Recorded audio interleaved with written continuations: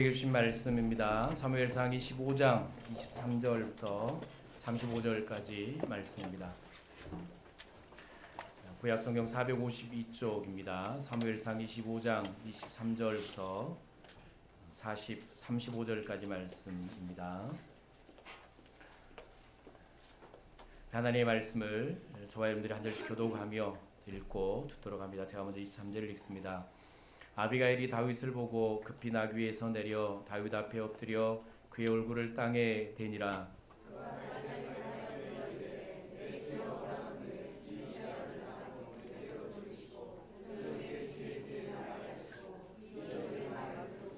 원하옵나니 내 주는 이 불량한 사람 나발을 개의치 마옵소서. 그의 이름이 그에게 적당하니 그의 이름이 나발이라. 그는 미련한 자니이다. 여종은 내 주께서 보내신 소년들을 보지 못하였나이다.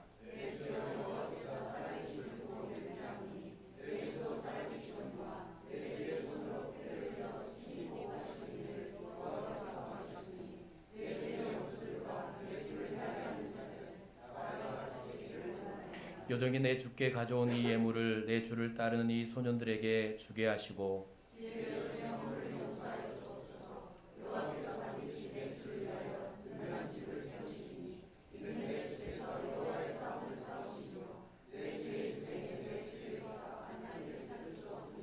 사람이 일어나서 내 주를 좇아 내 주의 생명을 찾을지라도 내 주의 생명은 내 주의 하나님 여호와와 함께 생명싸개 속에 쌓였을 것이요 내 주의 원수들의 생명은 물매로 던지는 여호와께서 그것을 던지시리이다.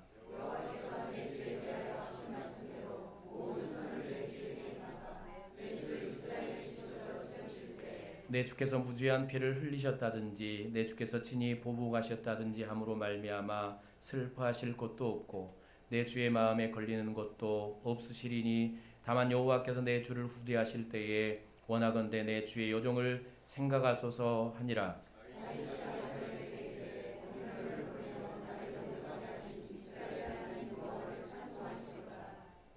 또 내 지혜를 칭찬할지며 또 내게 복이 있을지로다. 오늘 내가 피를 흘릴 것과 친히 복수하는 것을 내가 막았느니라.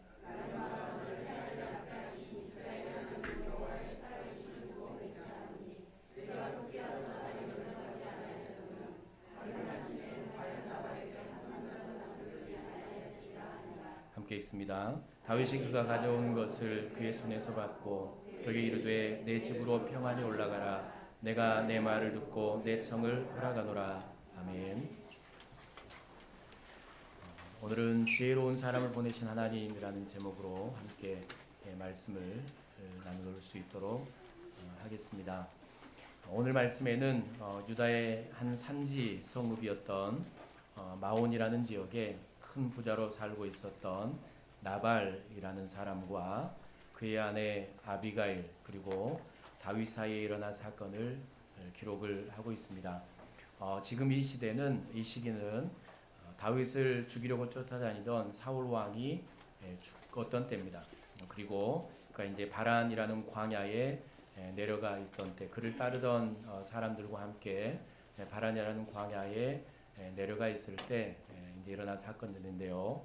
오늘 등장하는 이제 나발이라는 사람, 이제 그의 인생의 사무가 그가 누구인가를 이제 보면 마온이라는 지역에 또 갈멜에 살던 이 나발이라는 사람은 1000마리의 염소와 3000마리의 양을 가진 큰 부자, 지금으로 말하면 갑부, 거부 정도 됐겠죠. 그런 부자로 살고 있었습니다. 어느 날 이 나발이 이제 기르던 3000마리의 양, 엄청난 것이죠. 3000마리의 양의 털을 깎을 때 이제 목자들에게 목축업을 하는 사람들에게 나발에게 이 양의 털을 깎는 날은 이제 농부들이 1년에 추수하는 날과 같습니다. 그러니까 잔치하는 날.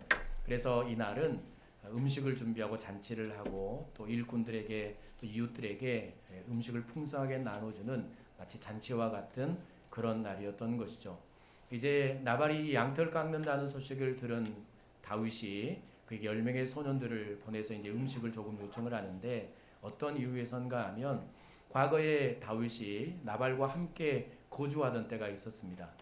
그가 피신해 있을 때 나발과 함께 거주할 때 그의 함께하던 사람들이 나발과 그의 목자들과 그 양떼들을 보호해 주었던 때가 있었죠. 그리고 한 마리의 양도 한 마리의 가축도 잃어버리지 않도록 지켜주고 보호해 주었던 때가 있었습니다. 그날을 기억하고 다윗은 내가 10명의 소년들을 보내면 나발이 그 은혜 함께했던 때의 은혜를 기억하고 먹을 것을 줄 것이라는 기대를 갖고 보냈던 것이죠. 그런데 이제 10명의 소년들이 가서 나발에게 다윗에 관한 이야기, 또 다윗이 전한 이야기, 함께하는 사람들에게 먹을 것을 좀 달라는 이 요청을 할 때 나발이라는 사람이 이런 말을 이제 소년들에게 전하게 됩니다. 다윗이 대체 누구며 이새의 아들이 누구냐라고 묻습니다. 나는 그런 사람을 모른다는 것이죠. 은혜를 이제 잊어버린 것이죠. 모른 척하는 것입니다. 그러면서 요즘 자기 주인을 버리고 떠나는 종들이 많다는 얘기를 들었는데 이제 사울 왕을 배신했다는 이야기를 이렇게 돌려 하는 것이죠. 내가 왜 내 빵과 물과 양털 깎는 사람들을 위해 잡은 짐승의 고기를 출신도 모르는 사람에게 주겠느냐. 이 비천한 인생에게, 도망하는 사람에게, 배신자 같은 사람에게, 출신을 모르는 이 미천한 사람에게 내 먹을 것을, 내 고기를 내가 어떻게 주겠느냐라는 말로 소년들에게 전하고 돌려보내게 되죠. 이제 소년들은 다윗에게 가서 나발이 했던 이 말을 그대로 전하게 됩니다. 자, 그 말을 들으면 이제 이 말을 우리가 들으면 당장 우리의 마음속에 이제 들어오는 감정은 어떤 감정일까 하면 이제 분노의 감정이죠. 분노가 이제 다윗의 마음속에 치밀어 오릅니다. 그러면서 이제 그에게 복수를 하고 은혜를 저버린, 그리고 이런 말을 한 그를 이제 죽이고 복수할 마음이 들게 되죠. 그러면서 이걸 통제하지 못하고, 이 분노의 감정을 통제하지 못하고 즉시 한 일이 뭔가 하면 함께하던 400명의 사람들에게 칼을 차게 합니다. 그리고 400명을 이끌고 나발이라는 한 사람을 죽이기 위해서 이제 달려가는 거죠. 군대와 함께. 그렇게 이제 달려가는 다윗, 이제 그런 이야기가 오늘 기록이 됐는데, 그때 이제 오늘 우리가 읽은 말씀에는 나발의 아내가 아비가일이죠. 우리가 이제 성경 퀴즈를 하면 많이 등장하는 인물이 바로 아비가일인데, 아비가일이 급히 소식을 듣고 다윗이 군대를 거느리고, 그러니까 남편이 이제 소년들에게 한 이야기, 그리고 군대를 거느리고 온다는 이야기를 듣고 아비가일이 급하게 이제 먹을 것과 예물을 준비해서 다윗을 맞으러 나가게 됩니다. 그리고 나가서 한 일이 뭔가 하면, 이제 말씀 우리가 보았지만 이 일을 다 들은 이제 아비가일이 다윗이 온다는 소식을 듣고 맞으러 나가서 한 일이 다윗이 남편을 죽이고 피 흘리는 죄를 짓지 않도록 멈추게 하죠. 막아서는 것입니다. 생명을 거는 것이죠. 자기의 생명을 걸고 다윗 앞에 나가서 그 분노에 찬, 복수심에 찬 이 다윗의 길을 멈추게 하고 막아서게 합니다. 그리고 다윗의 고백대로 다윗이 피 흘릴 죄, 살인죄, 복수하는 이 죄, 하나님은 복수를 하는 것이 죄라고 말씀하셨고 이 일을 이제 행하지 말라고 말씀하셨기 때문에 이 죄를 짓지 않도록 멈추게 하죠. 다윗은 복수심으로 가득 찬 자신을 급히 영접하고 지혜로운 말로 자신이 피 흘릴 것과 복수와 살인을 막아서 하나님께 범죄하지 않게 해준 이 여인의 지혜를 칭찬합니다. 그리고 그에게 복을 빌어주고 다시 군대를 거느리고 나발을 죽이지 않고 자신의 진영으로 돌아가는 이야기가 오늘 여기 기록이 되는 것입니다. 자, 오늘 이제 우리가 드려야 될 말씀은, 이건 이제 배경이고요. 우리가 드려야 될 말씀은, 그렇다면 다윗은 어떻게 한 여인의 말, 그것도 은혜를 배신한 이 나발의 아내인 아비가일, 그리고 분노에 찬 이 복수심에 가득 찬 사람은 누구도 막을 수가 없죠. 분노가 일단 마음에서 차서 머리까지 올라오면 일단은 보이는 게 없습니다. 다 분노해 보셔서 알죠. 보이는 게 없고 다른 사람의 말이 안 들려옵니다. 아무 소리도 안 들리죠. 그러니까 분노의 감정이 치밀어 오르면 다른 사람의 말이 안 들려오고 보이는 게 없기 때문에, 그래서 눈에 닥치는 대로 막 집어 던지지 않습니까? 나중 일은 생각 안 하고, 아무도 그런 일을 안 해보신 것처럼 저를 쳐다보는데 하신 분들이 있을 것 같습니다. 이 분노를 조절하지 못하는 분들, 지금도 분노에 차 있는 분들이 있어요. 이 시대는 분노의 시대입니다. 그러니까 함부로 누구도 건드려서는 안 될 때, 자식도 건들지 말고, 그리고 아내도 건들지 말고, 절대 아내는 건들지 말고, 죽을지 모르니까, 쫓겨날지 모르니까 남편도 건들지 말고, 그리고 길 가다가 담배 피우는 중고등학생들 절대 건들지 말고, 우리 교회 앞에서 난리를 치고 담배를 피우는 친구들도 있는데 제가 한 번 하고 이제 안 합니다. 무서워서 안 합니다. 저도 이제 분노가 있기 때문에 피해 다니죠. 절대 말리지 말고, 지금은 분노의 시대니까 서로 조심해야 됩니다. 교회 와서도 함부로 말하지 말고, 건들지 말고, 옆에 화내도록 말하지 말고, 그러면 싸움이 일어나죠. 이런 이제 분노, 그러니까 분노에 치밀어 오른 사람은 누구도 막을 수가 없는데, 이 분노와 복수심에 찬 이 길, 칼을 차고 400명을 거느리고 달려가는 이 다윗의 길, 그 다윗은 어떻게 이 한 여인의 말, 그것도 원수의 아내의 말을 듣고 멈춰서는가? 그리고 그 여인의 말을 끝까지 다 듣죠. 이건 위대한 것 아닙니까? 이 한 여인이 다윗 왕을 막아서고 하는 말을 하나도 빠짐없이 듣습니다. 물론 그녀의 이제 그 아비가일의 말도 지혜롭지만, 그래 분노에 차오른 이 감정으로 누군가의 말을 끝까지 듣는다는 것은 불가능한 일인데 이걸 끝까지 듣고 있죠. 그리고 이 복수를 멈추고 분노의 감정을 비우고 그를 칭찬하고 복을 빌어주고 돌아가는, 어떻게 그럴 수 있었는가? 우리는 여기를 이제 주목하기를 원하는 겁니다. 어떻게 나는 누군가의 이 입술을 통해 들려오는 이 분노에 찬 소리들 혹은 이 권면들, 말들, 이것들을 넘어설 수 있는가, 조절할 수 있는가 라는 것, 그 이유를 알기 위해서는 다윗이 아비가의 말을 다 듣고 그에게 한 말을 이제 주목해서 보아야 되는데, 자 32절을 한번 볼까요? 32절을 함께 읽어볼까요? 다윗이 시작. 아비가일에게 이르되 오늘 너를 보내어 나를 영접하게 하신 이스라엘 하나님 여호와를 찬송할지어다. 오늘 너를 보내어 나를 영접하게 하신 분이 누구라고요? 여호와 하나님이라고 말을 합니다. 하나님. 그 앞에 누가 서 있다고요?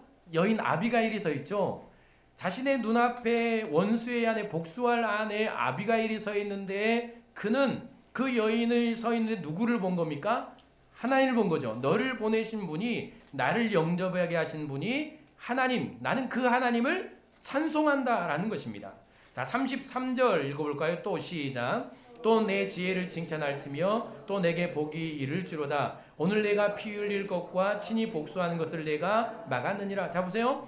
내가 피 흘릴 것과 복수하는 것을 네가 막았다라고 하면서 이제 34절 나를 시작. 나를 막아 너를 해하지 않게 하신 이스라엘 하나님 여호와의 살아계심을 두고 맹세하는, 여기까지요. 자 보세요. 나를 막아서 너를 해하지 않게 하신 이스라엘의 하나님 여호와의 살아계심을 두고, 결국 이 말씀들을 통해서 우리가 알게 되는 게 뭔가 하면 다윗의 눈앞에는 원수의 아내 아비가일이 서 있습니다. 그리고 그녀는 다윗에게 지혜로운 말로 다윗의 마음을 누그러뜨리기 위해서 엄청난 마치 아부와 같은 말을 그에게 하죠. 정말 지혜로운 말들을 하는데 오늘 그 여인이 앞에 서 있고 그 여인이 말하는데 결국 그 앞에서 다윗은 누구를 보는가 하면 하나님을 보는 것입니다. 자신의 눈앞에 서 있는 아비가일을 보면서 그는 그를 보내신 하나님을 본 것이고, 그리고 그를 보내서, 그녀를 보내서 다윗에게 이 말을 전하게 하시고 그를 막아서고 멈추게 하시는 하나님의 음성을 들은 사람이 바로 다윗이죠. 이게 무슨 말인가 하면 아비가일의 지혜로운 말을 들으면서 그녀를 자신에게 보내신 하나님을 본 것인데, 이 다윗이 모욕감과 불타는 분노, 끝까지 살아서 꿈틀거리는 분노, 죽을 때도 화내다 죽는 사람이 있는 것처럼 죽을 때까지 식지 않은 것이 분노입니다. 몸의 기운이 다 빠지고 움직일 수 없는, 이제는 사망 직전에 이른 상태에서도 분노는 살아서 꿈틀거리죠. 그런 분노에 찬 다윗, 통제하기가 불가능한 다윗, 그 분노와 복수심으로 달려가던 길을 멈추고 돌아설 수 있었던 이유는 두 가지겠죠. 하나님께서 지혜로운 여인을 자신에게 보내셨다는 것과, 그러니까 이 여인을 보내신 분이 하나님이라는 사실과 그리고 그 여인 아비가일을 통해서 살인과 복수를 막으셨다는 그 지혜로운 권면을 통해서 살인과 복수를 막으셨다는 사실을 그는 깨닫고 인정하고 그 앞에 겸손하게 설 수 있었기 때문입니다. 그러므로 다윗은 사람 앞에서 하나님을 볼 수 있는 사람이었고 사람의 권면을 하나님의 음성으로 들을 수 있는 사람이었고 이 분노에 찬 감정과 복수심을 하나님의 음성을 듣고 비워낼 수 있는 그런 인물이었음을 우리는 깨닫게 되는 것이죠. 자, 사무엘하 12장 13절 14절 말씀 우리 함께 읽어볼까요? 사무엘하 12장 13절 14절 다윗이 시작. 다윗이 나단에게 이르되 내가 여호와께 죄를 범하였노라 하며 나단이 다윗에게 말하되 여호와께서 당신의 죄를 사하셨나니 당신이 죽지 아니하려니와 이 일로 말미암아 여호와의 원수가 크게 비방할 거리를 얻게 하였으니 당신이 낳은 아이가 반드시 죽으리라 하고 긴 시간이 흘러서 다윗이 이스라엘의 왕이 되지 않습니까? 그에게는 권력도 있었고 힘도 있었고 군사력도 있었습니다. 그래서 왕이 된 후에 그는 죄에 빠져버리죠. 신하의 아내를 빼앗고 그 신하를 죽여버리는 그리고 죄를 감출 수 있는 감추기 위해서 이 일을 행한 왕이지 않았습니까? 그는 충분히 이 죄를 숨길 수 있었죠. 사람 앞에서. 그를 책망하러 온 나단 선지자 앞에서 이 왕의 권력을 갖고 힘을 갖고 그 아내의 신하를 죽였던 것처럼 이 나단도 죽일 수 있었을 것입니다. 그런데 이 나단 선지자의 책망 앞에서 그는 무너지죠. 그의 심령이 무너집니다. 하나님 앞에서 무릎 꿇고 그는 처절하게 하나님 앞에 자신을 버리지 말아달라고 눈물로 기도했던 사람이 이 다윗인데 그 왕의 권력을 갖고 한 사람 아무것도 아니죠. 죽일 수 있는 이 나단 선지자를 죽이지 않고 그의 음성을 듣고 그의 책망을 듣고 그 책망 앞에 무릎 꿇고 눈물로 회개하며 인생을 돌이킬 수 있었던 건 뭔가 하면 거기서 그는 하나님을 볼 수 있는 사람이었기 때문입니다. 그를 보내신 분이 하나님이라는 사실과 그를 통해 이 책망을 하시는 분이 하나님이라는 사실을 그는 알고 인정하고 겸손히 들을 수 있는 인물이었기에 그는 그 앞에서 무릎 꿇고 회개하면 얼마나 부끄러운 일입니까? 한 사람 나단 선지자 앞에서 자신의 죄를 들키고 이 부끄러운 죄를 그 앞에서 책망을 받는 일이 얼마나 부끄러운 일입니까? 왕의 신분인데 온 이스라엘 백성들에게 칭송을 받던 인물인데 여러분 이건 견딜 수가 없죠. 그래서 인생이 살다가 이 부끄러운 일을 당하면 견디지 못해서 생명을 끊지 않습니까? 이 부끄러움이 얼마나 큰지. 그런데 다윗은 그 부끄러운 인생, 그 부끄러움 앞에서 이 책망을 듣고 회개합니다. 무릎을 꿇고 회개하고 눈물로 하나님 앞에 기도하고 돌아오는 이 위대함은 어디서 왔습니까? 그는 나단 선지자 앞에서 그를 보내신 하나님을 볼 수 있는 사람, 그를 통해 권면하시며 책망하시는 하나님의 음성을 들을 수 있는 사람, 그 사람이 바로 다윗이었던 것이죠. 그러므로 우리가 분명하게 알아야 될 것은 오늘 아비가일과 그의 지혜로운 권면은 하나님께서 분노와 복수심에 가득 찬 그를 멈추게 하시고 살인죄를 멈추게 하시는 그렇게 하시기 위해서 보내신 하나님의 멈춤의 장치였다는 사실을 알게 되는 것이죠. 나단 선지자도 마찬가지죠. 나단 선지자와 그의 책망은 죄의 길을 막으시는 멈춤의 장치였다는 사실, 그의 악한 길을 막고 죄의 길을 막고 그를 바른 길로 돌려 세우며 악한 일을 행하지 못하도록 막으시기 위해서 하나님께서 사람을 보내셨고 권면하게 하시는 멈춤의 장치였다는 사실을 우리는 알게 되는 것입니다. 이처럼 우리가 복과 생명의 길을 가도록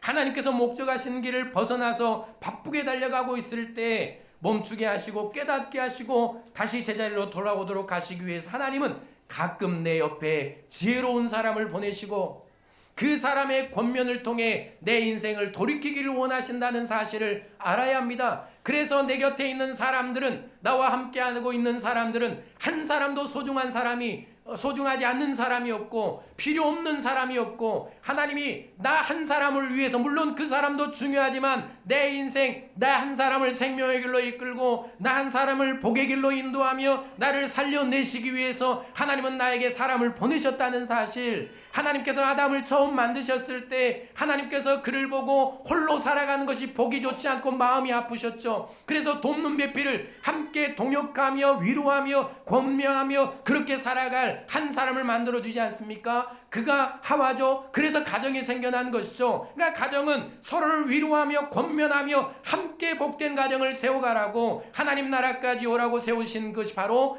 그렇게 해서 가정은 시작된 것이죠. 그러니까 여러분의 곁에 있는 모든 사람들은 하나님께서 나 한 사람을 살리기 위해서 보내신 복의 사람이고 지혜로운 사람이고 그들의 권면은 하나님께서 나에게 들려주시는 사랑의 음성이고 권면의 소리고 책망의 소리라는 사실을 우리는 깨닫고 또 인정해야 할 필요가 있는 것이죠. 그럼 우리가 살기 위해서는 꼭 기억해야 될 것은 지혜로운 사람들, 하나님께서 나를 살리시기 위해서 내 곁에 두신 사람들, 정말 내 악한 길을 멈추고 바른 길을 걷기 위해서는 지혜로운 사람들의 권면을 들을 줄 아는 귀가 열려야 합니다. 여러분의 우리의 귀는 얼마나 열려 있습니까? 여러분 오늘 이 시간에 하나님의 말씀이 여러분의 귀에, 여러분의 마음의 귀에 여러분 들려오십니까? 적어도 하나님의 말씀을 들을 귀가 열려 있는 사람은 생명의 길을 갈 수 있는 사람입니다.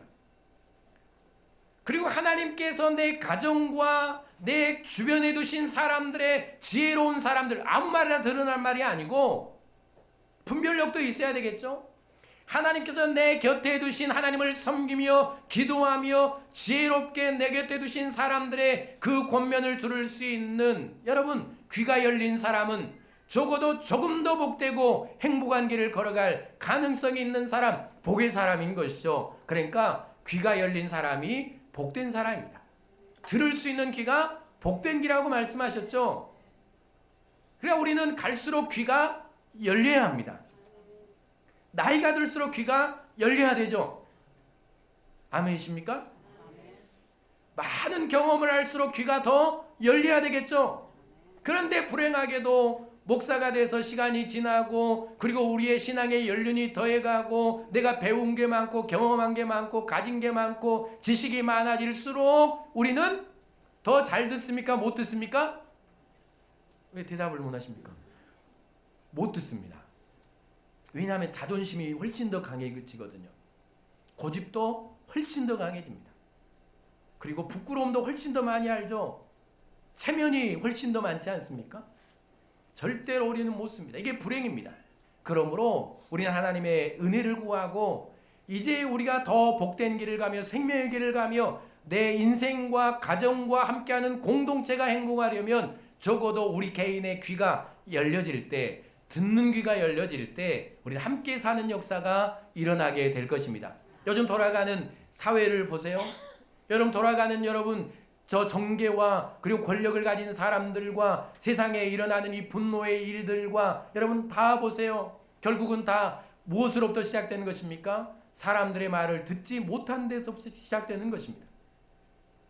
듣지 못하는 데서부터 균열이 생기죠. 들을 수 없으면 깨지는 겁니다. 이게 다 불행 아닙니까? 그러므로 내가 살고 가정이 살며 우리 교회가 살고 나라가 살기 위해서는 적어도 그곳에는 들을 수 있는 사람이 몇 명은 필요합니다. 아무도 안 들으면 끝납니다. 거기서 끝나는 거죠. 들을 귀가 오늘 하나님의 은혜로 열려질 수 있기를 바랍니다. 자, 그러면 어떻게 우리는 사람들의 권면을 귀 기울여 들을 수 있을까? 여러분 자식들이 하는 말 당장 들으면 기분 나쁘지만 그러나 그 위에 생각해 보면 아 그게 맞는 말이었구나. 남편과 아내의 말, 나보다 덜 가진 사람들의 말, 나이가 지위가 나보다 낮은 사람들의 말, 나와 함께하는 동료들의 말, 그들의 말에 우리는 어떻게 내 마음의 귀를 열고 들을 수 있을까? 두 가지 제가 말씀을 드리는데요. 첫 번째는 아까 보았던 대로 적어도 우리가 다른 사람의 말에 귀를 기울이려면 하나님께서 보내시고 들려주시는 음성임을 인정해야 합니다. 다윗이 그랬던 것처럼 내 곁에 있는 사람은 누가 보내셨다고요? 하나님이 보내셨고 그들의 입을 통하여 내 귀에 들려지는 소리는 누구의 소리라고요? 하나님의 음성임을 인정해야 합니다. 이거 우리가 살 길이죠. 들을 수 있는 길이죠. 앞에서 보았던 것처럼 분노와 복수심에 불타는 다윗이 원수의 아내였던 아비가의 말을 듣고 그 길을 돌이킬 수 있었던 것은 그녀를 보내신 분이 하나님이라는 사실을, 또 그녀의 입술을 통해 말하게 하신 분이 하나님이라는 것을, 그 분노의 길을 막으신 분, 살인의 길을 막으신 분이 하나님이시라는 사실을 인정하고 깨달았기 때문입니다. 이 사실에 인정했기 때문이죠. 나단 선자도 마찬가지 아닙니까? 왕의 신분으로 이 한 일개 선자의 말, 이 책망을 들을 때에 왕의 권력으로 그를 죽이지 않고 회개할 수 있었던 것은 그를 보내셔 책망하게 하신 분이 하나님이심을 깨달았기 때문이죠. 그래서 날마다 우리는 이 사실을 기억해야 합니다. 모든 사람은 다 하나님께서 나를 위해 보내신 사람이라는 사실, 그리고 내 귀에 듣기 싫은 말일수록 다 하나님께서 나에게 들려주시는 음성이라는 사실을 인정할 때 우리는 적어도 하나님의 권세 앞에는, 하나님의 음성 앞에는 귀를 열 수 있고 들을 수 있는 것이죠. 자, 보실래요? 하나님께서 죄로 가득 찬 세상을 홍수로 심판하실 때 노아는 하나님의 말씀을 듣고 방주를 짓죠. 아마 방주를 지으며 이곳을 찾아오는 사람들에게 노아는 하나님의 말씀을 전했을까요? 안 전했을까요? 전했을 겁니다.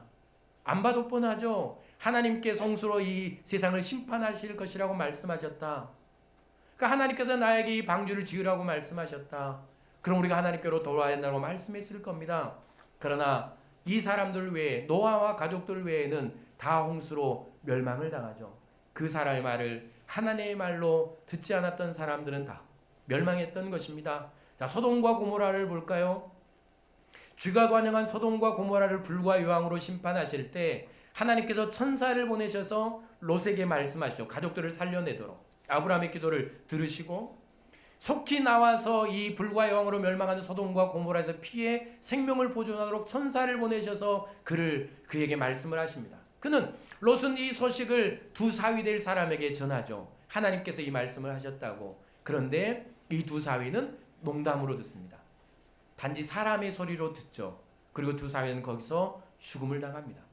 하나님께서는 이스라엘 백성들에게 수많은 선자들을 보냈죠. 그런데 어떤 수많은 끊임없이 하나님의 선자들을 보냈지만 이스라엘 백성들은 그들을 사람으로 보고 하나님께서 보내셨다니 인정하지 못하고 선자들이 전하는 말씀을 하나님의 말씀으로 듣지 못했고 결국은 나라가 멸망을 하죠.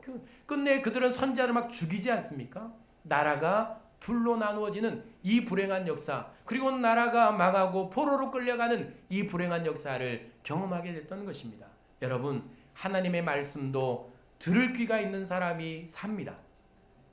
그리고 사람의 말도 들을 수 있는 사람이 적어도 생명의 길을 가는 것입니다. 이게 우리의 인생의 지혜죠. 하나님께서 우리를 어떻게 인도해 가시는가? 히브리서 3장 12절 13절 말씀 읽어볼까요? 형제들아, 시작. 형제들아, 너희는 삼가 혹 너희 중에 누가 믿지 않은 악한 마음을 품고 살아계신 하나님에게서 떨어질까 조심할 것이요, 오직 오늘이라 일컫는 동안에 매일 피차 권면하여 너희 중에 누구든지 죄의 유혹으로 완고하게 되지 않도록 하라라는 말씀입니다.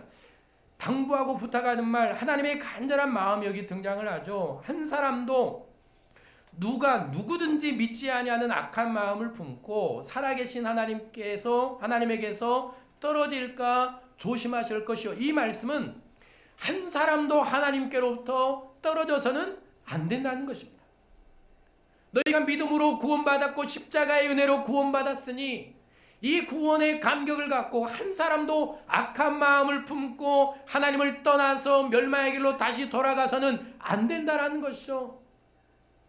이 간절한 기대와 소망을 갖고 한 사람도 잃어버리지 않기를 원하는 이 간절한 소망을 갖고 하나님께서 하신 일이 뭔가 하면 오직 오늘이라 일컫는 동안에 매일 피차 권면하여 너희 중에 누구든지 죄의 유혹으로 완고하게 되지 않도록 하라 라고 말씀을 하시는 것입니다. 한 사람도 잃어버리지 않기를 원하신 하나님이 우리에게 은혜를 베푸신 게 뭡니까? 오직 오늘이라 일컫는 동안, 오늘 이 하나님을 예배하며 살아가는 이날 동안 매일매일 하루죠. 오늘을 주셨을 때마다, 또 오늘 하루를 주셨을 때마다, 내 인생의 하루를 주셨을 동안마다 매일 피차 권면하여 라고 말을 합니다. 그러니까 하나님께서 우리를 구원하신 후에 홀로 신앙생활을 하도록 내버려 두지 않고 교회 공동체를 부르시고 함께 신앙생활을 하도록 하신 이유가 뭔가 하면, 이 이유는 한 사람도 하나님에게로부터 떨어져 나가지 않도록, 한 사람도 악한 마음과 죄악에 빠져서 하나님을 떠나서 멸망의 길로 가지 않도록 우리 교회 공동체를 세우시고 우리를 교회로 불러주신 것이죠. 그러니까 교회는 그만큼 소중한 것입니다. 누구를 위해 교회를 세우신 겁니까? 여러분 자신, 우리 한 사람 한 사람을 위해 예수 그리스도의 핏값으로 이 교회 주님의 몸인 교회를 세워주신 것입니다. 그리고 교회를 세우시고 하신 일이 뭡니까? 서로 피차 권면하는 것입니다. 권면이 뭡니까? 서로 위로하며 격려하며 책망하며 훈계하며 잘못된 길을 가지 못하도록 그 말로 권면하며 이끌며 바른 길로 세우며 한 사람 한 사람을 신앙으로 세우라는 이 일 아닙니까? 그러므로 우리가 오늘 교회로 존재하는 것은 무엇을 위해 존재하는 것입니까? 피차 서로 권면하라고 하나님께서 우리를 만나게 하시는 것입니다. 그러니까 옆에 있는 사람들의 말을 잘 들어야 되겠죠. 기분 나쁘시죠? 옆에 있는 사람이 막 뭐라 그러면 기분 나쁘잖아요. 그러니까 대부분의 시험은 이 권면의 말을 못 들어서 시험에 듭니다. 사람들의 말을 들으면 기분 나쁘잖아요. 그러니까 사탄은 계속 공격하는 것이죠. 그러므로 적어도 저와 여러분들은 그러니까 지혜롭게 해야 되겠죠. 그러나 우리는 꼭 필요한 사람, 하나님은 내 곁에 두신 지체를 나를 위해 보내셨고 저분을 위해서 나를 권면하시고 나를 위로하고 나를 책망하고 나를 바로 세우시기 위해서 내 곁에 두셨다는 사실을 우리는 알아야 되겠죠. 그러면 이 사실을 알면 가끔 내 귀에 책망의 소리가 들려오고 내 귀에 좋지 않은 소리가 들려오고 내 마음을 상하게 하는 소리가 들려오고 내 자존심을 상하게 하는 소리가 들려오면 여러분 그때 우리는 그 소리를 누구의 소리로 들어야 될까요? 내가 그럴 줄 알았습니다. 하나님의 소리로 들어야 합니다. 누구를 세우시려고요? 나를 세우시려고. 나를 고치시려는 이 못난 성품과 못난 신앙과 무너질 수밖에 없는 훈련되지 않은 내 신앙과 인품과 나를 훈련시키시고 나를 고치시고 장성한 예수 그리스도의 장성한 분량까지 자라게 하심으로 흔들림 없는 신앙인으로 세우시려는 하나님, 그 하나님이 나를 위해 보내신 사람들의 소리고 권면임을 깨닫고 인정할 때 우리는 그 사람들의 소리에 귀를 기울일 수가 있는 것입니다. 그래서 내 옆에 두신 분들은 정말 소중한 분들임을 여러분 기억하십시오. 가정에 있는 공동체도 마찬가지죠. 여러분 사회도 마찬가지 아닙니까? 다 하나님은 필요해서 내 곁에 두신 사람, 절대로 내 곁에는 필요 없는 사람이 없다는 사실을 여러분 기억하시고요. 사람들의 권면을 하나님의 소리를 들을 수 있는 그런 귀가 우리에게 열려질 수 있기를 바랍니다. 마태복음 18장 15절 17절 말씀도 읽어볼까요? 내 형제가 시작. 내 형제가 죄를 범하거든 가서 너와 그 사람과만 상대하여 권고하라. 만일 들으면 내가 내 형제를 얻은 것이요 만일 듣지 않거든 한두 사람을 데리고 가서 두세 증인의 입으로 말마다 확증하게 하라. 만일 그들의 말도 듣지 않거든 교회의 말하고 교회의 말도 듣지 않거든 이방인과 세리와 같이 여기라. 그러나 형제와 같이 하라라고 말씀하시는 말씀도 기록이 되는데, 형제가 죄를 범하거든 시험에 들거나 죄를 범하거나 악한 일을 하거든 가서 너와 그 사람만 상대하여 권고하라. 소문내지 말고 다른 사람한테 이 말 저 말 다 하지 말고 누구만 가라고요? 너만 가라고. 죄송합니다. 한 사람만 가라고요. 입이 살아서 근질근질해서 다 여기저기 말하고 다니지 말고 너만 가서 권면해라. 너만 가서 확인해 봐라. 그래도 그게 이제 죄고 너의 권면을 듣고 돌아오지 않으면 포기하지 말고 두세 사람을 또 데리고 가서 권면하고 또 책망하고 그렇게 해라. 그리고 그래도 하지 않으면 돌아오지 않으면 교회에게 말해라. 그리고 그렇지 않으면 이제 그렇게 세리와 같이 대하라. 이방인과 같이 대하라. 그런데 이건 포기하라는 말이 아닙니다. 끝까지 권면하라는 말이죠. 우리가 해야 될 일은 권면하는 일. 그래서 권면하라고 누구를 세우셨습니까? 권사님. 권사님들 손 들어보세요. 높이 들어보세요. 권사님들 높이 들어보세요. 빨리 들어보세요. 내리세요. 권사님들은 뭐 하라고 세우셨다고요? 권면하라고요. 권면을 당하면 됩니까? 안 됩니까? 물론 목사도 권면을 당할 때가 있습니다. 약하니까. 그러나 권사님들은 약한 분들, 힘든 분들을 위로하고 권면하라고 세우신 분들입니다.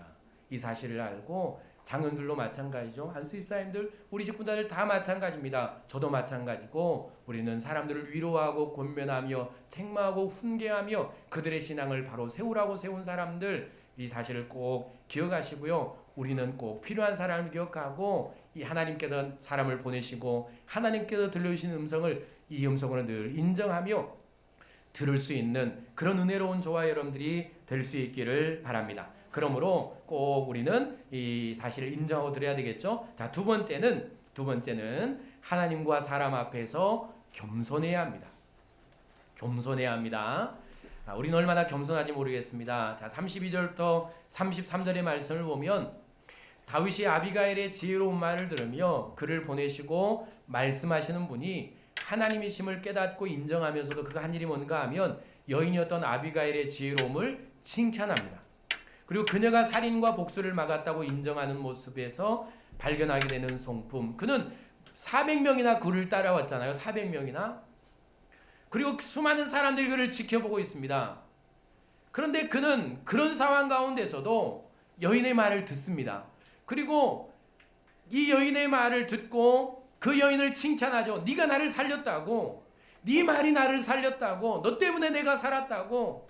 너 때문에 내가 이 길을 멈췄다고. 사람들 앞에서 인정하지 않습니까? 이게 얼마나 어렵습니까? 이 분노, 이 악한 복수심, 악한 일, 어떤 사람이 나를 멈추게 했는데 그 사람 너 때문에 내가 살았다고 사람들 앞에서 공동체 앞에서 저 사람 때문에 저 사람이 나를 죄에서 살려냈다고 인정하는 것이 쉽습니까? 자존심 때문에 못하죠. 하고 싶어도 못하지 않습니까? 그런데 다윗은 이 시대 한 여인의 말을 듣고 그녀를 칭찬합니다. 사람들 앞에서. 이건 발견하는 성품이 하나 있는데 그게 뭔가 하면 겸손입니다. 겸손. 사람들 앞에서 자신을 낮출 수 있었던 겸손. 다른 사람의 말을 들을 수 있었던 겸손. 한 여인의 말을 끝까지 들을 수 있었던 겸손. 그리고 다른 사람의 위대함과 그 여인의 지혜로움을 인정하고 칭찬할 수 있었던 겸손. 우리는 안 그러잖아요. 맞는 말도 옆에서 하면 듣기 싫죠. 나를 살리려는 말도 내 옆에서 하면 당장 말하면 듣기 싫습니다. 자존심도 상하고 고집도 있고 교만도 하고 목도 곱고. 그런데 얼마나 겸손했던 사람인지 무려 자신을 따르는 400명의 사람들이 자신을 따르고 있는데 그 사람들 앞에서 자신이 나타내면서 이 여인의 지혜를 높이는 이 모습은 위대한 모습 아닙니까? 위대한 하나님의 사람이죠. 예수 그리스도의 성품, 그러니까 예수 그리스도의 모형 아닙니까? 이 일을 보여주고 있는 것이죠. 다윗의 전 인생을 살펴보면 그 하나님과 그분의 말씀 앞에 늘 자신을 낮추고 복종하는 겸손한 사람, 나단 선자 앞에서 내 무릎 꿇는 모습도 마찬가지죠. 그래서 시편 130편 1절에서 하나님은 그를 이렇게 평가하시죠. 그는 기도하는데 여호와여 다윗을 위하여 그의 모든 겸손을 기억하소서. 그는 겸손했던 사람, 기도하는데 다윗을 위해 그의 모든 겸손, 얼마나 겸손한 삶을 그는 살았는가를 보게 되는 것이죠. 이러한 겸손한 성품을 가졌기에 여인의 말에 긴 시간 동안 귀를 기울이고 들을 수 있었던 것이죠. 그러므로 하나님께서 잘못된 길을 멈추고 바른 길로 돌아서게 하시려고 우리 곁에 붙여주시는 지혜로운 사람들의 권면을 들을 줄 아는 귀를 갖기 위해서는 자신의 지위나 신분이나 혹은 나이나 인생의 경험을 내려놓고 모든 사람들을 나보다 낮게 여기고 그들의 말에 귀를 기울일 수 있는 겸손한 성품으로 우리는 무장해야 합니다. 여러분, 나는 얼마나 겸손합니까? 나는 사람들의 말을 얼마나 잘 들을 수 있습니까? 난 하나님과 사람들 앞에 내 신분이나 지위나 내 경험이나 내 나이나 내 권력이나 내 부나 혹은 내가 가진 것을 다 내놓고 모든 사람이 나보다 낮게 여기며 저 사람이 나보다 낮고 저 사람이 나보다 지혜로우며 저 사람이 나보다 더 뛰어난 사람이라는 사실을, 저 사람이 나보다 나은 점이 있다라는 사실을 인정하는, 그리고 그 사람들의 소리에 귀를 기울이는 겸손한 사람입니까? 아니면 모든 시간 모든 사람 앞에서 내 지위와 나이와 시간과 경험과 내가 살아온 연륜과 내가 경부 해결한 문제들과 또 내 인생의 가치와 혹은 내가 가진 것들로 인해서 사람들의 마음을 무시해버리고 교만한 채 지가 누군데 자신이 누군데, 저 인간이 무엇인데, 저 사람이 무엇이간데 나에게 이런 말을 하는가라고 그렇게 들려오는 교만한 인생, 목이 곧은 인생인가, 우리를 살펴볼 필요가 있는 것이죠. 여러분, 나는 겸손한 인생입니까? 이 사실을 알아야 합니다. 느헤미야 9장 16절 볼까요? 그들과 우리 수장들이 교만하고 목을 굳게 하여 주의 명령을 듣지 아니하고. 자 보세요. 교만하면 목이 굳고 결국은 누구의 말씀이 들려오지 않습니까? 하나님의 말씀이 들려오지 않습니다. 예레미야 13장 15절 너희는 들을지어다 귀를 기울일지어다 교만하지 말지어다 여호와께서 말씀하셨느니라. 귀를 듣지 못하고 귀를 기울이지 못하고 하나님의 말씀을 듣지 못하는, 선자의 말을 듣지 못하는 이유는 무엇입니까? 교만하기 때문입니다. 역대하 36장 12절 그의 하나님 여호와 보시기에 악을 행하고 선자 예레미야가 여호와의 말씀으로 일러도 그 앞에서 겸손하지 아니하였으며, 그들이 멸망의 길에 있어도 하나님께서 선자를 보내서 들려주신 말씀을 듣지 못했던 것은 바로 겸손하지 않았기 때문입니다. 그러므로 교만하면 하나님의 직접 들려주시는 말씀도, 선자를 통해 들려주신 말씀도 들을 수가 없고, 겸손하면 하나님의 말씀도, 선자를 통해 들려주신 말씀도 들을 수 있는 것입니다. 말씀은 곧 생명이죠. 하나님의 말씀은 생명입니다. 말씀에 들으면 내 안에서 생명이 생겨납니다. 말씀은 생명의 씨앗이거든요. 생명을 가진 씨앗이 땅에 뿌려지면 그 씨가 자라나서 잎을 내고 꽃을 피우고 열매를 맺죠. 생명의 말씀, 예수 그리스도의 생명의 말씀이 내 안에 들어오고 그 말씀이 내 마음의 밭에 뿌려지면 내 안에서 생명이 생겨납니다. 생명이 잉태되죠. 그래서 나는 생명의 사람이 되는 것입니다. 그래서 교만하는 말씀을 못 들고 겸손한 말씀을 듣기 때문에 곧 무슨 말씀입니까? 잠언 8장 12절에서 사람의 마음에 교만은 멸망의 선봉이요 겸손은 존귀의 길잡이다라고 말씀을 합니다. 그래서 교만하면 망하는 것입니다. 생명의 말씀을 들을 수가 없기 때문에. 그래서 생명의 말씀이 대부분, 여러분 한 주간 동안 하나님의 말씀을 별로 안 읽으시잖아요.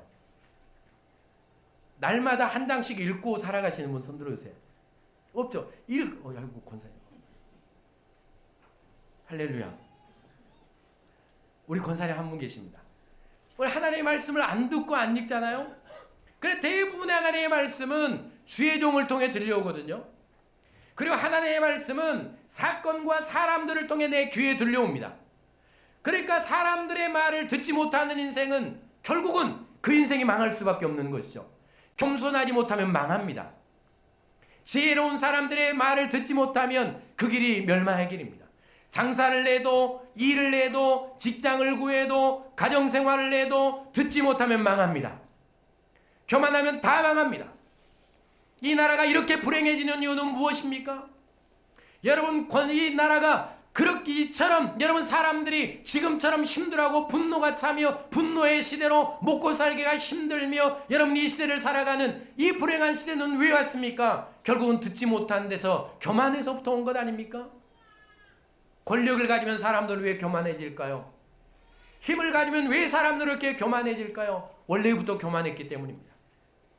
원래부터 교만했지만 그 교만을 숨기고 살죠. 인생들은 자신의 권력과 욕망과 자신의 욕심을 채우기 위해서 사람들의 인정받으며 자신의 다리까지 오르기 위해서 자신의 교만을 숨기며 삽니다. 아닌 것처럼, 교만하지 않은 것처럼. 그 사람들이 힘과 권력을 가지면 이 교만은 사람들을 죽입니다. 듣지 못하기 때문에. 가정도 마찬가지죠. 훈련되지 않은 사람이 겸손으로 훈련되지 않고 사람들의 말을 들을 수 없을 그 성품으로 훈련되지 않은 사람이 가정을 이루면 그 가정은 결국 불행해집니다. 아내의 말을 듣지 않고 남편의 말을 듣지 않으며 자식들의 말을 듣지 않고 부모의 말을 듣지 않으므로 가정은 불행해지는 것이죠. 그러므로 여러분 적어도 여러분의 신앙이 행복하기를 원하고 교회 공동체가 행복하기를 원하고 가정이 행복하기를 원하고 나라가 행복하기를 원하면 먼저 오늘 예배하는 우리의 귀가 우리가 겸손으로 무장해서 사람들의 말을 들을 수 있는 겸손한 성품으로 훈련되어 주실 수 있기를 바랍니다. 겸손하지 않으면 하나님은 계속해서 내 마음을 찌르는 사람들을 보내십니다. 다 경험하시죠? 왜 저 사람을 내 곁에 두셨는가? 왜 자존심 상하게 하는 내 마음을 찌르고 나를 힘들게 하고 내 성품을 이 괴롭게 하고 내 인격을 못 오가고 이런 사람들을 내 곁에 두시는가? 한 사람 가면 살 줄 알았더니 한 사람 또 오고, 한 사람 가면 살 줄 알았더니 또 한 사람 오고. 그러니까 여러분, 내 곁에 사람 사라지라고 절대 기도해서는 안 됩니다. 그 사람들이 있어도 참고 인내해야 합니다. 오는 사람은 막을 수 없겠죠? 가라고 말해서는 안 됩니다. 절대로 내 사람의 내 인품과 내 성품을 건드리고 훈련하는 사람을 여러분 가기를 바라고 그 사람이 사라지잖아요? 여러분 다 아시죠? 더 악한 사람이 내 곁에 옵니다. 더 독한 사람이 오죠. 참 희한한 일 아닙니까? 왜냐하면 하나님은 나를 겸손으로 단련시키기를 원하시기 때문입니다. 그래야 내가 사니까. 겸손한 성품으로 내가 훈련되지 않고 준비되지 않으면 내 신앙 자체가 끝까지 갈 수가 없습니다. 그리고 하나님께서 정말 사랑하시는 복된 길을 원하시는 가정이 행복할 수가 없죠. 교회 공동체가 불행해집니다. 나라가 불행해지고 있잖아요. 제가 정치를 비판하는 게 아니고 대통령 비판하는 것도 아니고 전 정치 이야기 안 하잖아요. 다 똑같지 않습니까? 이 사람이나 저 사람이나 다 똑같죠. 듣지 못하는 건 매야 마찬가지 아닙니까? 한 사람이라도 제대로 듣고 내가 잘못했다고, 내가 실수했다고, 내 죄라고. 여러분 TV에 나와서 권력을 가진 한 사람만이라도 회개하고 눈물로 내가 잘못했다고, 내 죄라고, 나 때문이라고, 나를 용서해달라고 회개하는 사람 한 사람만 있어도 이 나라는 이렇게 되지 않습니다. 그런데 안타깝게도 그런 사람이 한 사람도 없죠. 다 똑같습니다. 여러분 누구도 비판하지 마십시오. 야당이라고 감싸지도 말고, 여당이라도 비판하지 말고, 다 똑같은 사람. 나도 다 똑같다고 인정하고 결국은 나만, 오늘 여기에 말씀을 듣는 나만 겸손해지면 가정이 삽니다. 나만 겸손해지면 내 신앙이 삽니다. 나만 겸손해지면 교회가 삽니다. 르호보암의 이야기를 아시죠? 르호보암은 솔로몬 왕의 아들 아닙니까? 솔로몬 왕이 후반기에 많은 이방 여인들을 취합니다. 정략 결혼을 하려고, 나라의 평화를 유지하기 위해서 하나님을 의지하지 않고 수많은 여인들을 취하죠. 이방 나라와 정략 결혼을 합니다. 그리고 우상도 함께 들어 우상을 섬기죠. 이제 하나님 말씀에 불순종하기 시작합니다. 그리고 건축을 하기 위해서 사람들을 괴롭게 하죠. 노역을 시킵니다. 그리고 이제 왕이 바뀝니다. 그의 아들 르호보암이 왕이 되죠. 사람들이 그 왕에게 찾아옵니다. 백성들이 노역이 너무 힘들고 고통스럽다고, 우리의 노역이 너무 힘들어서 먹고 살기도 힘들고 고통스럽고 이 눈물 나고 지치고 피곤하다고 제발 노역을 줄여달라고 이 르호보암에게 부탁을 하죠. 그런데 르호보암 왕이 그들의 말에 귀를 기울이지를 않습니다. 그리고 3일 후에 다시 오라고 하죠. 3일 동안 무슨 일이 있었는가 하면 이제 원로들이 그에게 찾아갑니다. 그러니까 이제 정치의 선배들이겠죠. 원로들, 장로들, 원로들이 그에게 찾아가서, 젊은 왕에게 찾아가서 부탁을 하죠. 백성들의 말을 들어주십시오. 노역을 쉬게 해주고 노역을 줄여주고 백성들을 평안하게 해주십시오 라는 말을 합니다. 그런데 그 말을 안 듣죠. 일단 교만하고 목이 굳어졌으니까 들려오겠습니까? 그리고 들은 말은 함께 이제 동시대의 사람들, 함께 친구 됐던 사람들, 그리고 이제 왕이 오르고 그리고 뭔가 권력을 가졌던 젊은 사람들의 말들의 말을 듣죠. 그러면서 철장으로 더 힘든 이 노역을 백성들에게 시킵니다. 그 결과가 어떻게 온 줄 아십니까? 나라가 남과 북으로 나누어지죠. 북이스라엘과 남유다로 그렇게 나누어지는 겁니다. 다 이렇게 나누어지는 것 아닙니까? 교회가 나누어지는 이유 다 똑같습니다. 가정도 내 신앙도 무너지는 이유는 다 똑같습니다. 듣지 못하면 망합니다. 그러니까 귀를 겸손하게 열어야 됩니다. 왜 듣지 않았을까요? 왕이잖아요. 권력이 있잖아요. 만약에 이 순간에 다윗 왕처럼 겸손히 백성들의 말을 들었으면, 솔로몬 왕이 처음 하나님 앞에 기도했던 것처럼 듣는 마음을 달라고 기도했고 백성들의 말을 지혜롭게 잘 들었던 것처럼 백성들의 말을 들었으면, 그 노역을 편하게 해줬으면 나라는 그런 지경까지는 이르지 않았을 것입니다. 바울의 이야기를 아시죠?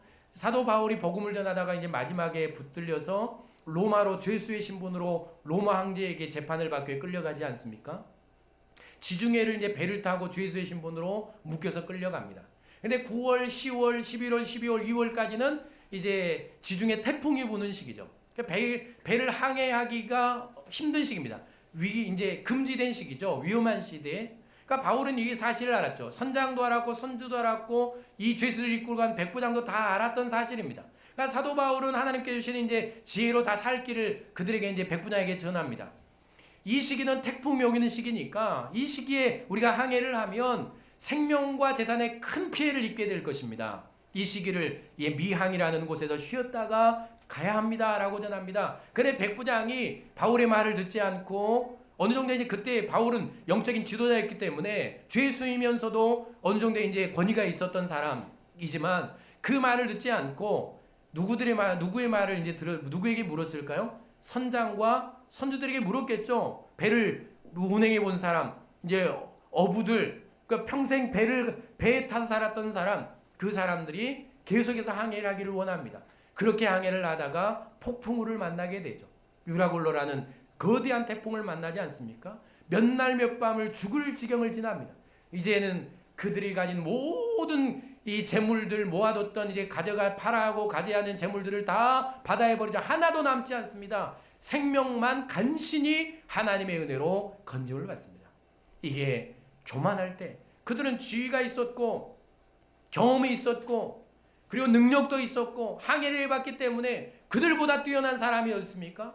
바울이 어부입니까? 그가 노를 저어봤습니까? 태풍을 건너봤습니까? 물론 그런 일들이 있었겠지만 그들의 지식과 경험과 노하우와 따라잡을 사람이 아니었죠. 그러니까 겸손하게 교만해서 듣지 않았던 사람들 모든 것을 잃어버리죠. 사랑 여러분, 이제 우리는 내가 살아온 나이를 내려놓을 필요가 있습니다. 그리고 내가 살아온 경험을 하나님 앞에 사람 앞에 겸손히 내려놓을 필요가 있습니다. 나의 지식, 내가 배워온 것들 다 내려놓을 때가 있습니다. 때가 되었습니다.